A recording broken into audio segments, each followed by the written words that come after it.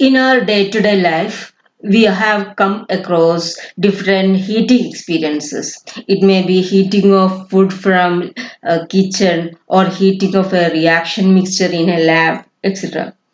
You may notice that for some substances, when we provide heat, the temperature of it will increase faster than other. For example, when we heat an iron frying pan and an earthen pot in simultaneously, which will heat it faster, or the temperature of the frying pan will be increasing faster than earthen pot.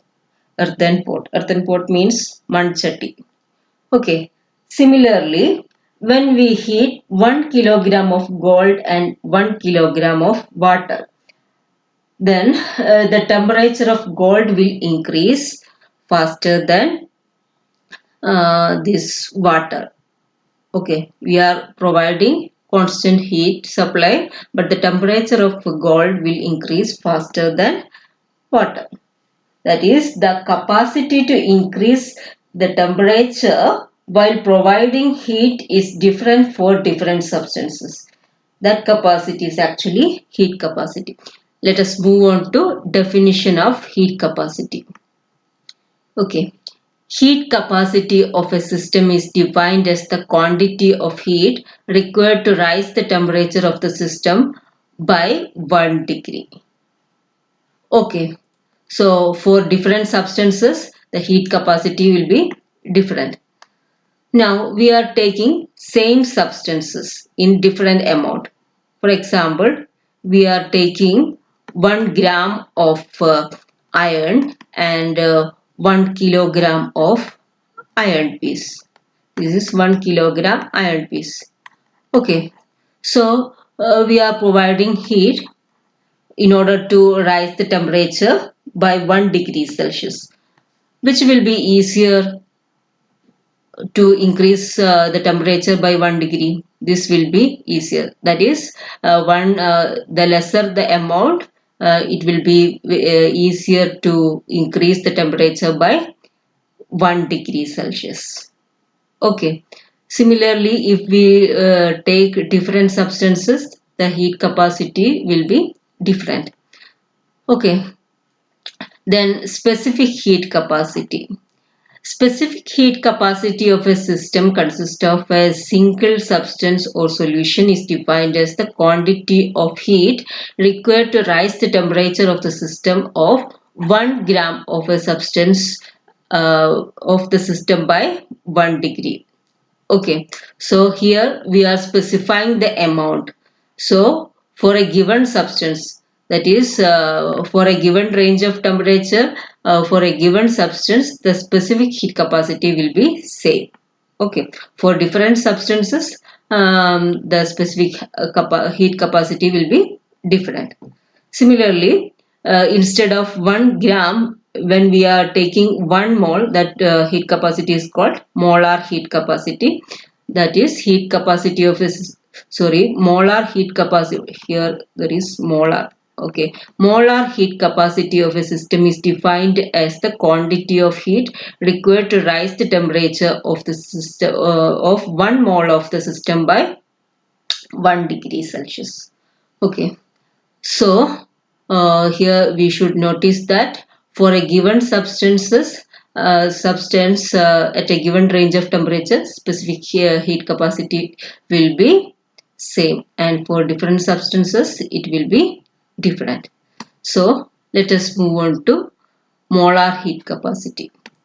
Here first of all we are taking the case of molar heat capacity at constant volume.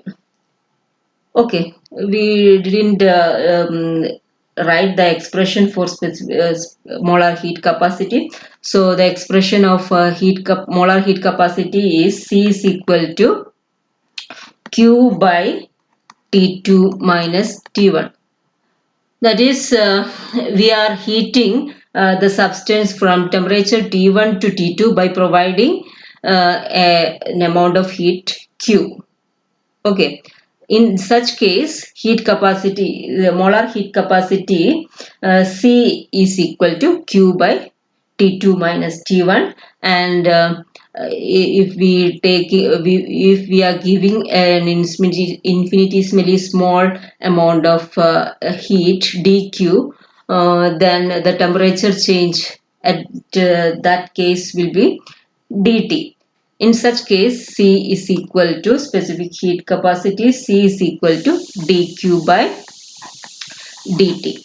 This is the general expression for specific heat. Sorry, molar heat capacity. This is molar heat capacity. Okay, molar heat capacity. Okay, now we are going to look molar heat capacity at constant volume. Okay, so the general expression we have C is equal to dq by dt.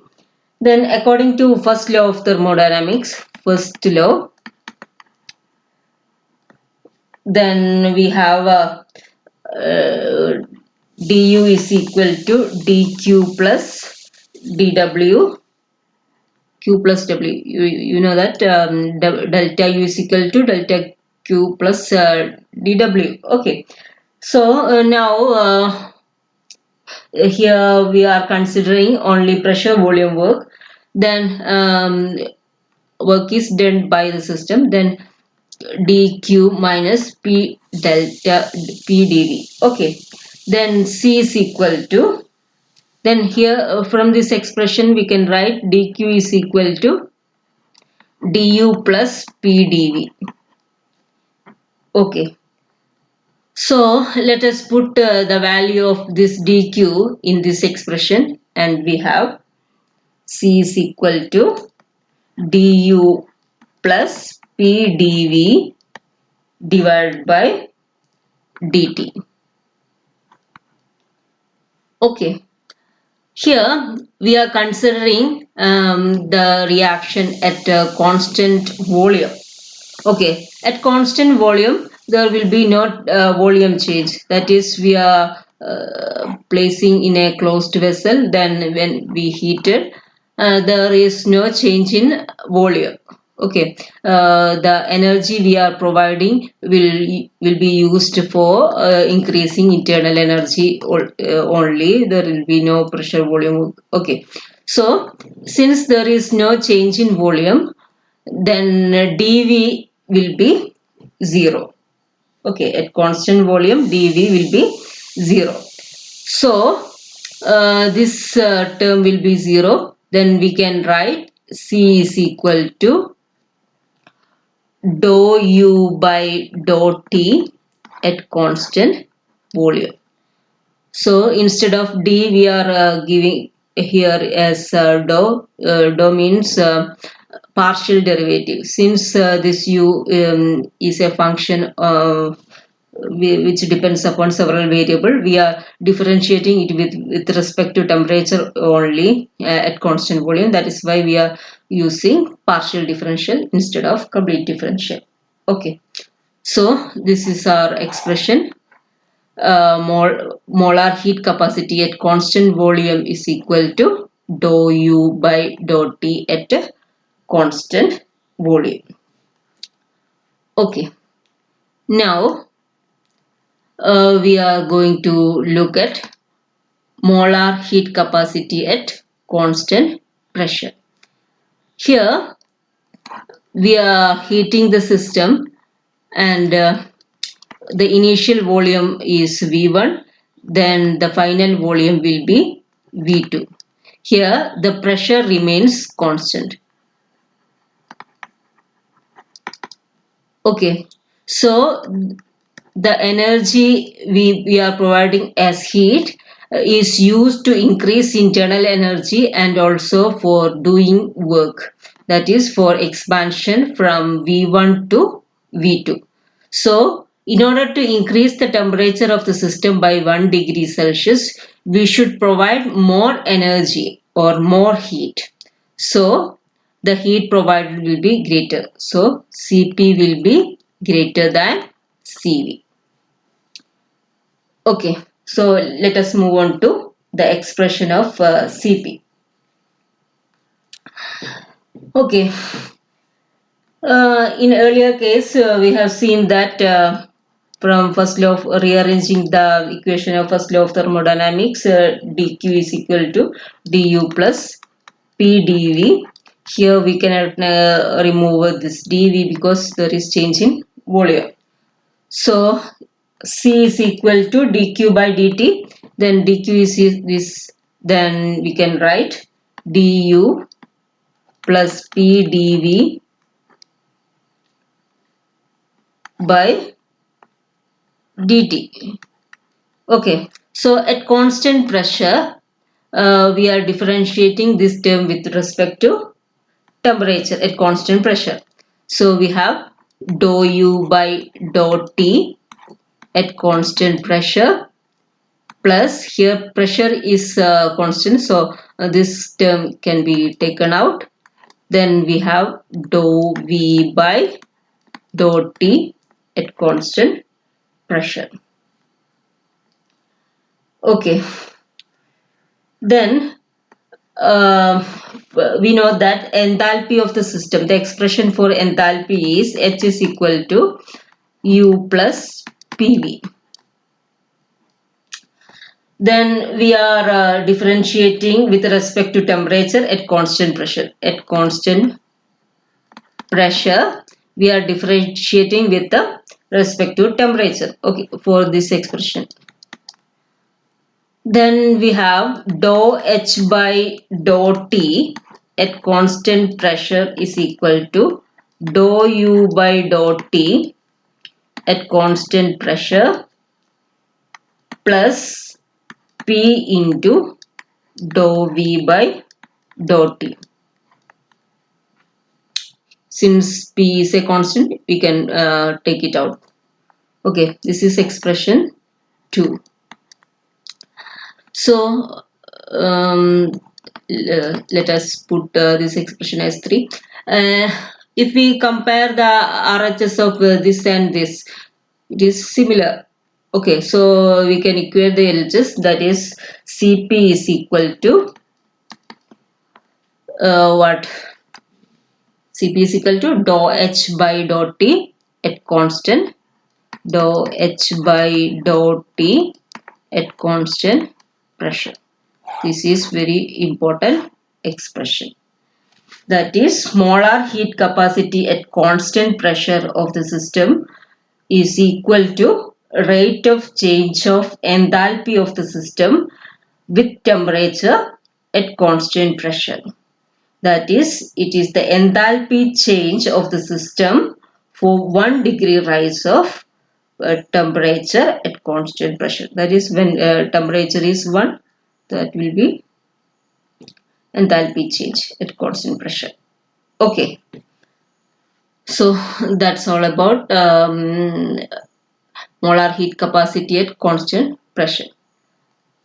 We have seen that Cp is greater than Cv, and now we are going to look at relationship between Cp and Cv for gaseous system.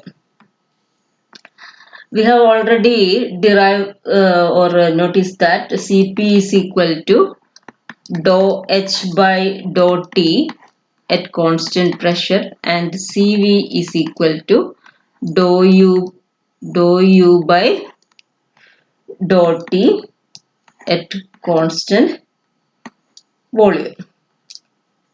Okay. Then we have explained why Cp is greater than Cv. So we are calculating Cp minus Cv. Cp minus Cv is equal to dou H by dou T at constant pressure minus dou U by dou T at constant volume. So let us put this equation as equation 1. Okay. We know that H is equal to what? H is equal to U plus PV. Then differentiating this equation with respect to T at constant pressure. Then we have dou H by dou T at constant pressure is equal to dou u by dou T at constant pressure plus P into dou V by dou T at constant pressure. Okay, then put this value in this expression. That is, we are putting 2 in 1. Then we have Cp minus Cv is equal to dou U by dou T at constant pressure plus P into dou V by dou T at constant pressure minus this term dou U by dou T at constant volume. Okay, so now we know that internal energy U is a function of different variables that like pressure, volume, temperature. Since if we specify two of them, other can be determined. So at a time we should take two. So we can write U is a function of V and T. Okay. Since du is a complete differential, we may write. This is purely mathematical expression. That is, since du is a complete differential, we may write du is equal to u is a function of v and t. Okay. So, partial differential of u with respect to first function dv at constant second function t into the denominator dv plus dou u by dou t, the second function, okay, into dt. Let's put this expression as 3. Okay, dividing both the side by temperature, we have not temperature by dt. Okay, so du by dt become dou u by dou t. Since this u depends upon several variable, then we are differentiating only with respect to temperature at constant pressure.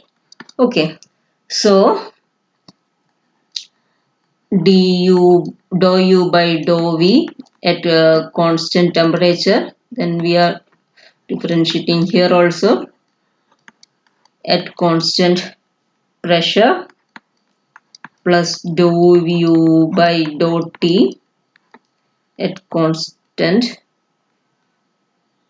here at constant volume. Okay, at constant volume into dt by dt get cancelled. So this is expression 4. From this expression we have dou u by dou t at constant pressure. So putting 4 in equation 2 here, dou u by dou t. This expression dou u by dou t at constant pressure we got like this. Okay, so by putting this value in here, then we get Cp minus Cv. Cp minus Cv is equal to, here also you can see dou u by dou t. Here we are substituting this expression here. Okay, then we have dou u by dou v at constant temperature. Okay, this one. Then dou v by dou T at constant pressure plus dou U by dou T at constant volume plus dou, here this one, P into dou V by dou T at constant pressure minus dou U by dou T at constant volume. Okay, so simplifying this, we get what? These two terms get cancelled. Dou U by dou T at constant volume. Okay, so then we get equal to dou U by dou V at constant temperature into dou V by dou T at constant pressure plus P into dou V by dou T at constant pressure. Dou V by dou T at constant pressure. Okay, this is for a general case. Now we are going to see for ideal gas. So for ideal gas, what happens is, for ideal gas, there will be no change in internal energy when volume is constant. That is, the derivative dou U by dou T at for ideal gas. For ideal gas, dou U by dou V at constant T will be 0. So the first term of this expression will be 0. Then we can write Cp minus Cv is equal to what? Dou, then P into dou V by dou T at constant pressure. Cp minus Cv is equal to P into dou V by dou T at constant pressure. This term will be 0 for ideal gas. So we move on to the expression of dou V by dou T at constant pressure. So I will write it one more. Cp minus Cv is equal to P into dou V by dou T at constant pressure. So for ideal gas, PV is equal to RT. Then differentiating this expression with respect to temperature at constant pressure, then we have P at constant pressure, this will be constant. So dou V by dou T at constant pressure equal to, we are differentiating with respect to temperature. So differential of this T will be 1, then we get R. So the value of this term will be R. That is Cp minus Cv equal to R. So this is for 1 mole of ideal gas. So for n mole of ideal gas, PV is equal to nRT. Then Cp minus Cv is equal to what? Nr. So this is a very important expression. Thank you.